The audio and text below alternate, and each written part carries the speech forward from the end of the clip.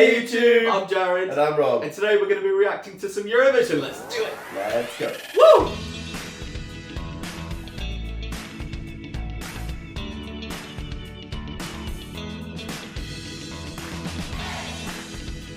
Before we get started, if you want to keep up to date with all of our reaction videos, don't forget to hit that subscribe button, please, and thank you. Merci. So today we head over to Italy. Italia!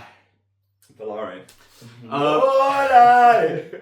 Oh! So they've held the Sanremo Music Festival, what we commonly know as the selection to get into Eurovision, but obviously the Sanremo Music Festival has been running way before Eurovision. It was actually the inspiration for Eurovision. Right. And it's such a big deal in Italy that they don't even necessarily care about Eurovision. It's such a big deal over there. Right. But it's of the past, I think, decade maybe. The winner of that has been offered the opportunity to go to Eurovision, Right. but they don't have to accept, which I think was the case this year. I believe the winner of this year's competition declined to go. Really? So like, I'm too good for Eurovision. I thought, yeah, I've just I've won Sanremo, baby. Sanremo. World tour awaits. They're very passionate about saying it's not a national selection, but that is their format for sending people to Eurovision these days.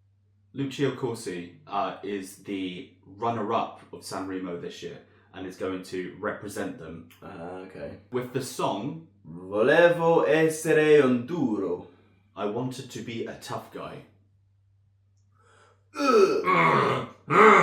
Didn't we all? Don't we all? Yeah. I wanted to be the tough guy. Just like that. So in the super final of Sanremo, Lucio got third with the provisional ranking, first with the radio jury and press jury, second with the televote, overall second place. Very close though, 23.39%, and Ollie was first place with 23.84%. So it was very close. But Ollie has backed out, and now we have Lucio. Italy in the Eurovision Song Contest. Let's go to our stats and facts, man. Italy has been in the competition since the very beginning. They've been in it a majority of years, up until 1998, where they withdrew from the competition, and they were gone for 13 years and returned. 13 years? Why? Returned in 2011, and they were invited to be part of the Big Four, which is now the Big Five, so they automatically qualify to the final. Very successful in the competition. They do very well. They have 3 wins. Their most recent being Måneskin in 2021. Oh, what a banger! Which we What a banger! love that entry. Yes. Yeah, this past decade, apart from once in 2016, they've never left the top 10. They are a powerhouse in Eurovision. I think they just know how to do it. I mean, it makes sense, seeing as they kind of half invented it. Yeah, So, essentially. You'd hope they'd be pretty good at it. And they almost always sing in Italian, which we are big fans of on this channel. Absolutely. There's something so romantic and pleasant to the ears just to hear the Italian vocals. Oh my God, what's that word for French and Italian and there's some others. They're like Romance languages, but it's not Romance languages. It's I'm sure someone will know in the comments. There's a name for there's a name. I was right. Romance languages. There we go. Which is why they work so well musically. Because it's very romantic and flowing, and listening to the Italian language just being spoken is very musical. It's very kind of up and down, and it has a rhythm and a flow, which is why it translates so well musically, and potentially one of the reasons why they've done so well in the past. Let's go! Don't rock in oil. Oh, okay.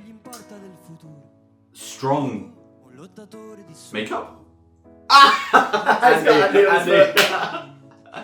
Alla stazione di volo, una gallina dalle uova d'oro. Però non sono nessuno, non sono nato con la faccia da duro. Oh, right. Orchestra. I love the live orchestra. Se faccio a botte le prendo, I wish they brought back the live orchestra, but I just think with so many pop songs, it's difficult to kind of arrange now. Yeah. There were just some classical songs were a lot slower paced before.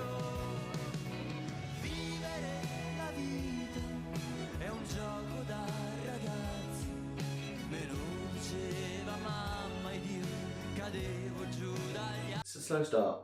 Very slow start. It's very, very soft style. There's a lot to unpack visually.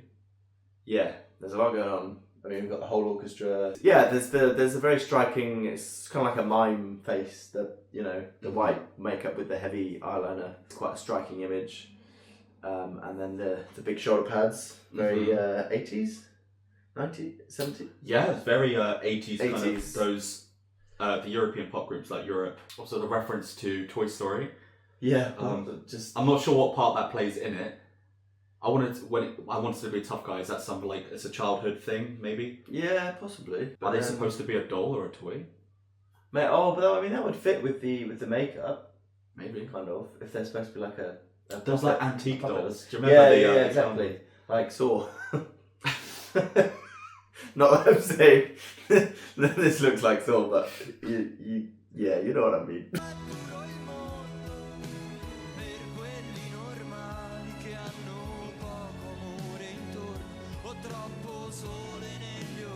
I love like this Gallagher over there on the side. Yeah.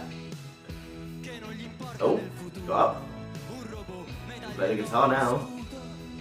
Look at me, Mom. I can play 2 instruments. Talent. Legs for days. Yeah.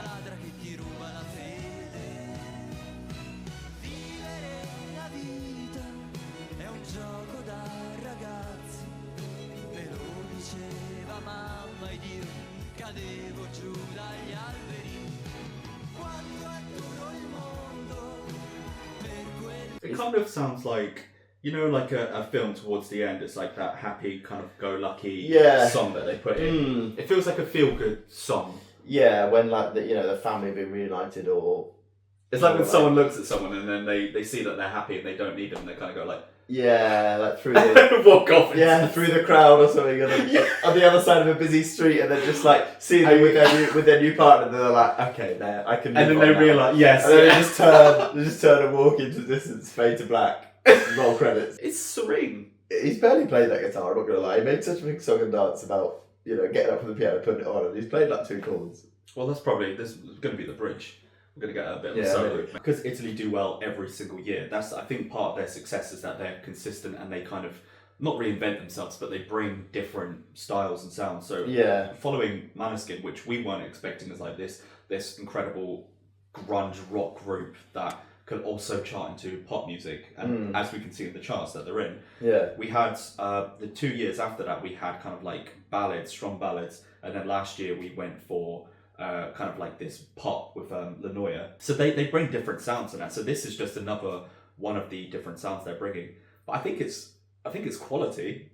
They're definitely very talented, and it is a beautiful song, and like you say, it would work really well in like a movie or something. But as a standalone song, I'm not quite being pulled in just. But again, I think that is because I'm comparing it so heavily to Måneskin, which was so like in your face and like gets you up, and like there's that really strong beat. Whereas this is a lot more mellow and kind of chill. Which is not to say it's worse. It's just it's a very different style and not necessarily such a kind of crowd pleaser. Mm-hmm.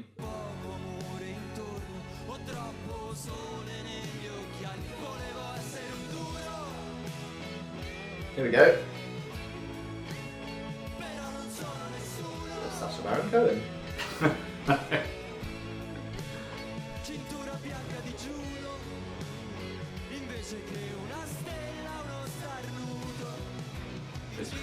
Where's the other microphone stand? This is how we do. Hey, I'm building this on it, I think. Are we?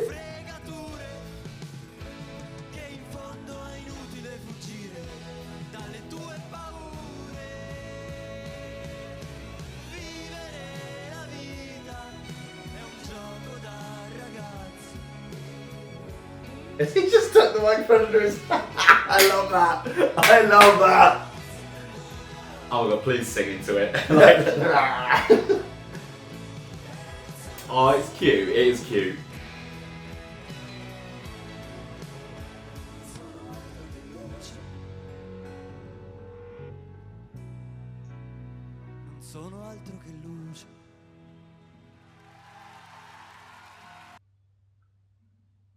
I actually really like that. I think that, you know, slowly brought me on board and kind of, it was a very slow build, but it was a nice, very heartwarming kind of finish, and you can see what it means to him at the end. That, you know, that smile at the end, like he really. It was so like he's a little bit awkward on the but also really like heartwarming. Just get like, grab my last request and just let me hold Yeah, it you. was a little bit. Don't show your show. Yeah. It's cute. It's a very cute entry.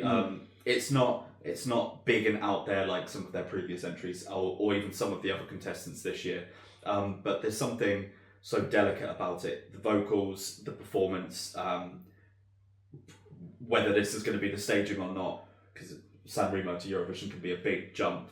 There's a charming quality about it, and I think it's just something that Italy always delivers. There's something about the art that they present, which is really nice. I do understand what you mean when you say it might not be the biggest crowd pleaser. I think like not everyone's going to fall in love with it. Yeah.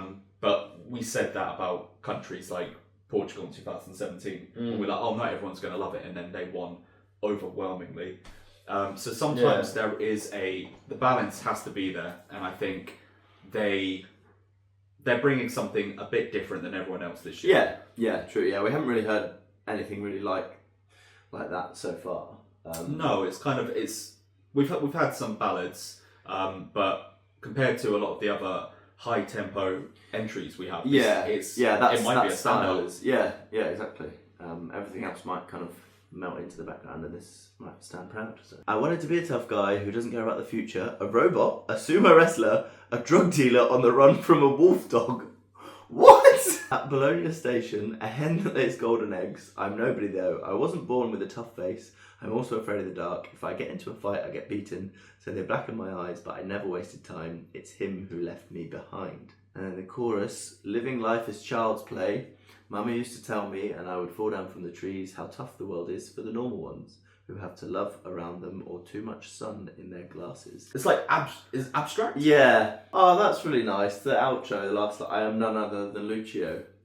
So he's obviously kind of coming to terms with, you know, His name. I'm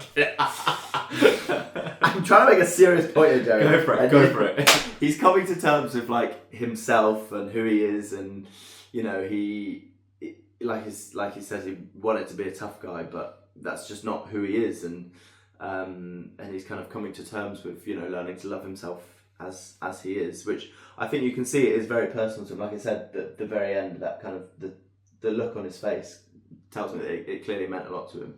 Because there's acceptance there. Yeah. But the audience, this is you sharing their story with them, and I think if something so personal like this is deep, and it means a lot to him. So there's going to be high emotions, and he's I showing. think we kind of saw that at the end. He's showing a very vulnerable side of himself, which I really appreciate. Obviously, Italy will be there because the big five. Mm-hmm. So yeah, I'll be interested to see how they stage it and how the audience react to it and how the voting goes. Yeah. Don't shrug your shoulders, lay down inside me. There is a lot of like craziness and lots of sexual innuendos as well. It's well, for the 69th edition of Eurovision, what do you expect? Like, this song's very on brand. This is the only time in history we can really do this during our lifetime. So I think this brings some balance to the force. What did you think? Did you enjoy it? Did you not enjoy it? Type some comments down below. And as always, we'll see you on the next one. We will. Take care, guys. Bye.